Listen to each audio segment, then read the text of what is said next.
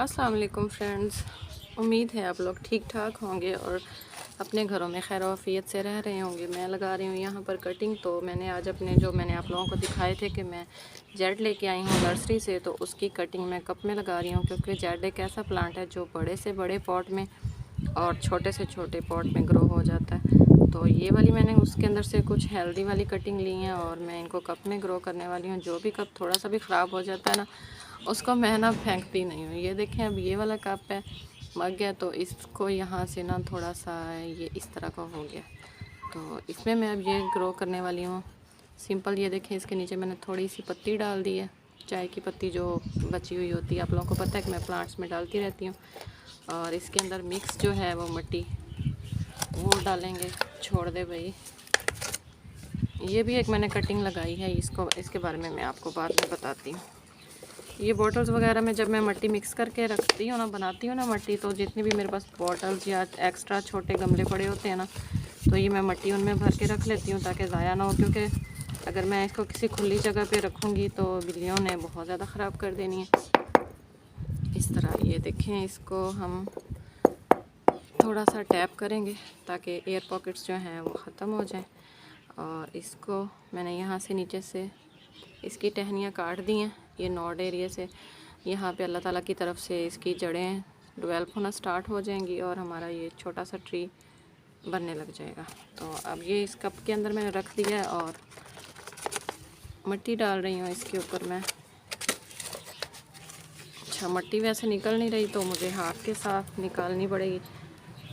ये देखें, इस तरह बना के ना आप लोग इसको इंडोर भी रख सकते हो, लेकिन ये इतना ज़्यादा अंधेरे में नहीं होता जहाँ पे मतलब कोई खिड़की से थोड़ी बहुत छन के धूप आती है ना, आप लोग इसको वहाँ पे भी रख सकते हो। ये नहीं कि आप लोग बोलो कि अब आप ही ने बोल दिया तो हम इसको बिल्कुल ही अंधेरे कमरे में रख देंगे। जहाँ मतलब थोड़ी बहुत धूप आती है, जैसे बरामदे में धूप आती है थोड़ी बहुत, वहाँ पे आप इसको रख दें। सही हो गया, हमारा एक ये बन गया। और एक ये वाला कप है जी मेरे पास। इस बेचारे की ये यहाँ से जो मुट्ठी लगी होती है वो टूट गई है, तो इसको मैंने अभी काम में लगा देना। इसमें भी जेड ही लगाऊंगी मैं।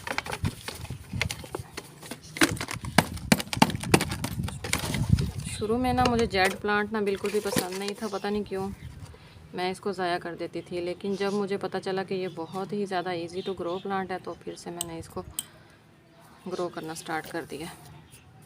तब इसकी कदर नहीं थी ना मुझे, अब इसकी कदर हो गई है।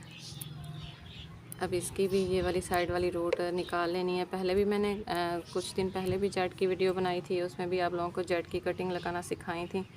मेरी तो वो सारी कटिंग माशाल्लाह अच्छी हेल्दी ग्रो हुई।